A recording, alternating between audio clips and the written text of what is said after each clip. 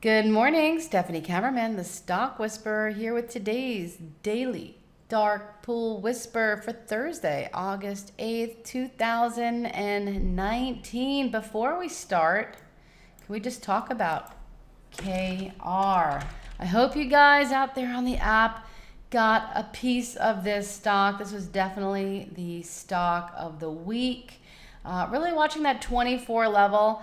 And it does have a dividend next week. I don't like to trade it into the dividend, especially with the options. So yeah, this move is pretty much done for now. After the dividend next week, then we'll attack it again. I still love it long term, but it could kind of have a dip. So be careful of that one next week. All right, let's start with the SPY. The SPY, bullish above 290 today.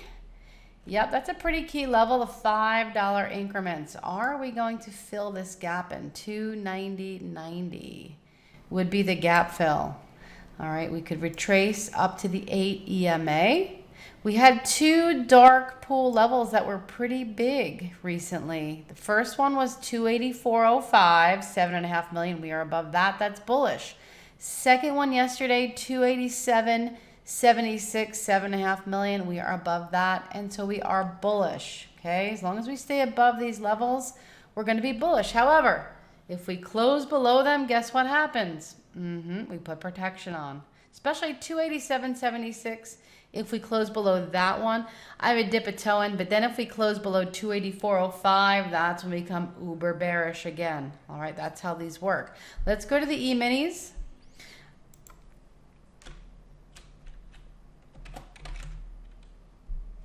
All right, on the E-minis, we're going to be bullish above 28.95, and we're going to be bearish below 28.80 for that. You can see it's going to be a little bit dicey. Whenever we're coming up to the 8 EMA from below and some of these moving averages, yeah, there's definitely going to be some diciness, so not the best. You know, it's always better to go long above the 8 and short below the 8, but we do have retracements. So there are trades shorter term, but until we really break above that, that's when we really get moving.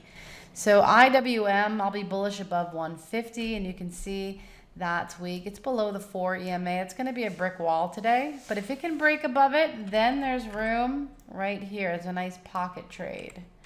So bearish below 148.50 for that. The Q has had a very big dark pool level recently. 183.29, 3 million. It's not every day we get a big level, so that is bullish, you guys. We just broke above 185. That's my bullish above.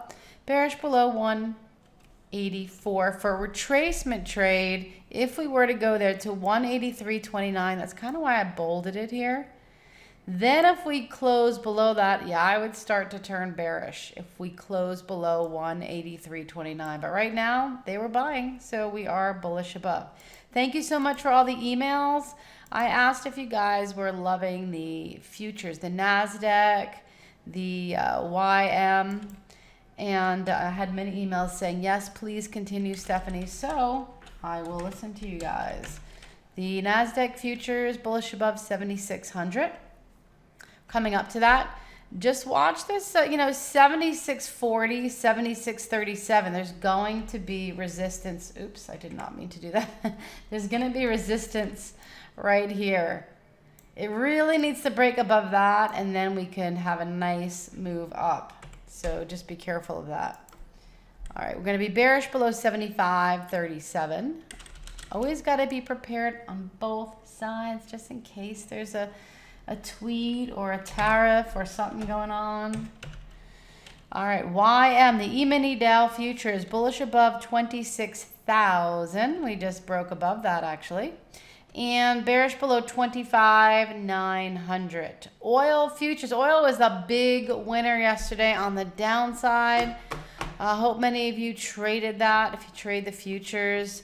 Today we're going to be bullish above 52.20. In fact, you know what? I'm going to change. I'm going to tweak that. Hold on. 52.25. Why did I do that? Well, hold on a minute. No, maybe not. I might move that back. Let me just see where this pivot is. Oh, no, it's 52.20. That's why I did that. Yep. Bullish above 52.20 and bearish below 51.80. Yeah, I looked at this volume that happened this morning. See this high volume spike, and always bullish above and bearish below. That's my secret. So watch that pre-market volume. And let me just put that back. Yeah, I just thought it was 20, but yeah, 52.20. Gold futures. Yesterday I did a video. Hope you guys saw that we were coming up to major resistance on the gold futures, going back to 2000. I'm sorry. Hold on. Let me just show you. And 12. Let me just get the weekly chart here. All right. And zoom out. All right, see this? We have major resistance, right? This trend line right here, going back to 12. Yep, can't believe it. Yeah, this is really key. So I'm going to share with you some prints that we got yesterday on GLDM in just a little bit.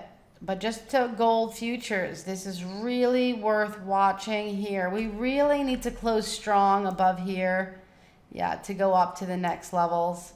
But we took a lot of great profit yesterday in the Java pit on our gold stock, so good job, everybody. GDX, that 30 level is really key, and a lot of the traders got out just as it was hitting it, or just before. So really good. So today, yeah, see these green lines? Yeah, that's those upper trend lines. So I'm always watching them on a 5-minute chart. Yeah, we really need to close above that strong. We've been teetering though and holding up. And we did have a massive print on the dollar actually. That I want to show you the dollar. This is interesting. This is where it gets interesting. Yeah, we look at the volume on UUP. We never get a lot of volume unless we're going to get a big move on the dollar. That's my secret. We get these big prints on UUP or USDU. You see this big volume bar that happened here at the bottom? Yup, and the dollar moved up here. Right, and now we got another big volume bar.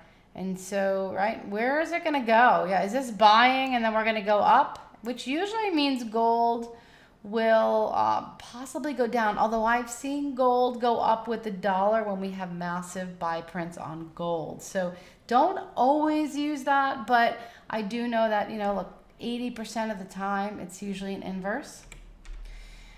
But I did tweet out those dollar. Yeah, but this is not a great instrument to trade. I know one of the traders this morning was talking about trading it. I would not trade UUP.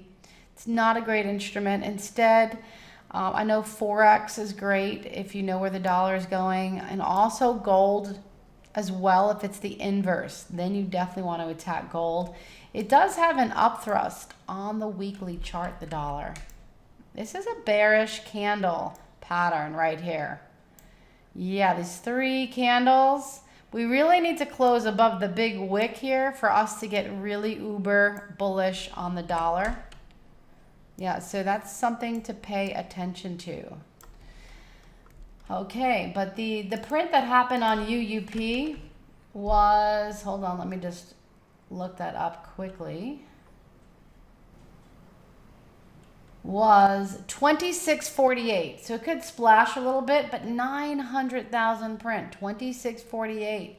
After a couple days, all right, if we're above it, that's bullish for the dollar. If we're below it, that's bearish for the dollar. And so if the dollar is bearish and it's moving down and those gold futures move above that upper resistance trend line, bam, we're going much higher on gold. So pay attention to that. And you know what? Let's just go to GLD first, because while we're on gold, I'm just going to go over this whisper. Right, I'm going to be bullish above 141.50 today, and I'm going to be bearish below 141 for a retracement trade.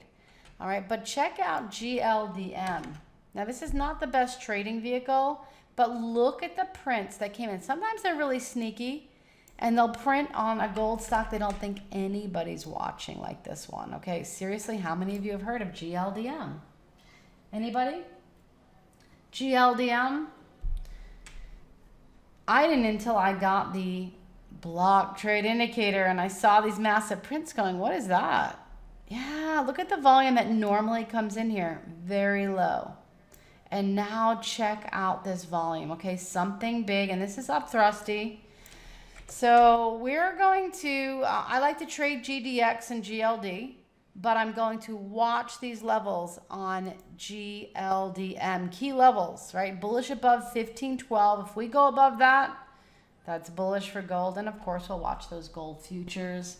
And then if we go below 1487, yeah, that's going to be bearish. And again, it could have a little bit of a splash. So if you find yourself on the wrong side of the print, don't stay there, all right? Reverse. And remember, it usually has a splash first. Okay, let's go to the individual stocks.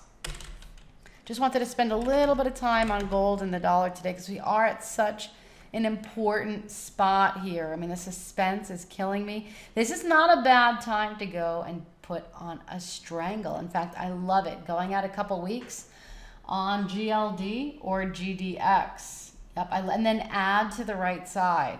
Okay, don't just put a strangle on and that's it. You want to always eventually go directional, but when we're unsure and we're at a major standpoint, that's when I love to put the strangle on. Going out of the money calls, out of the money puts, really cheap. Knowing a big move is probably going to happen. So AMD, we're going to be bullish above 31. And we're going to be bearish below 30.50 for AMD. Let's go to CRON. Bullish above 1587 and bearish below 1550.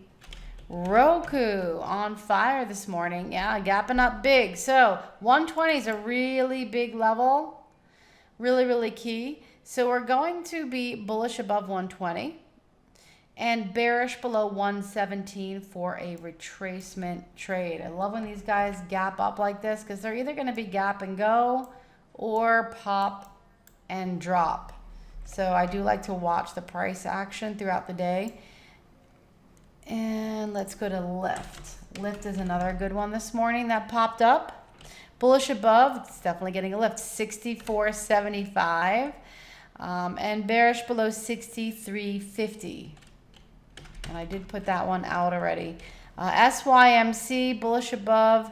Okay, so why is my level so high on SYMC? Probably wondering that. Yeah, because I did see some big sellers on the book here. Look at this. They're just loaded up to sell. If they just would be happy to sell if they took it up there. And so that's a lot. Yeah, so that's why I had to be bullish all the way above that. If they can get through that brick wall of sellers, then we'd be a gap and go scenario. Really looking bearish for a drop here, a pop and drop scenario. So bearish below 22.75. All right, let's go to ACB. This was a great one earlier in the week. And it I hit my target there, just about that 50 simple moving average. So maybe we'll take this one again. If it breaks above the 7 level, that's really, really key. And I probably would buy like those 750 calls, yeah, next week. If it does that. We have really big resistance in that area, so that would be my target if we can break above 7. We are above those recent big dark pool prints that we had. All right, so I already covered gold, and then I have 2 more. BP.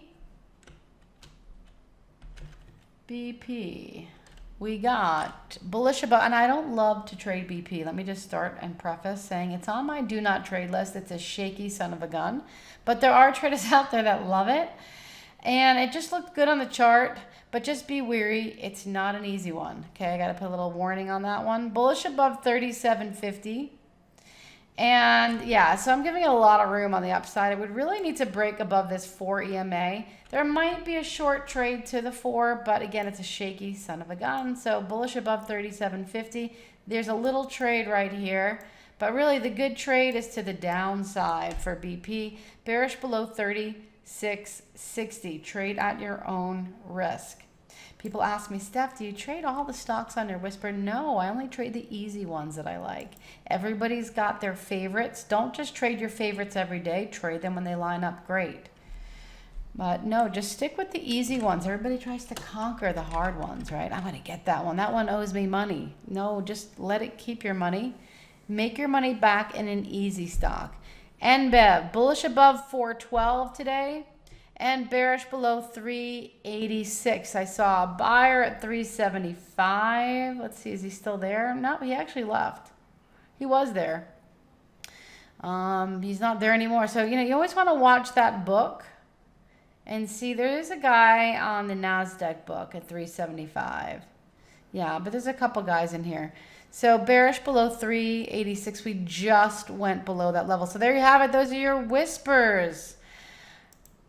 Until next time, happy trading. No thinking, that's my secret. Gonna keep it my secret.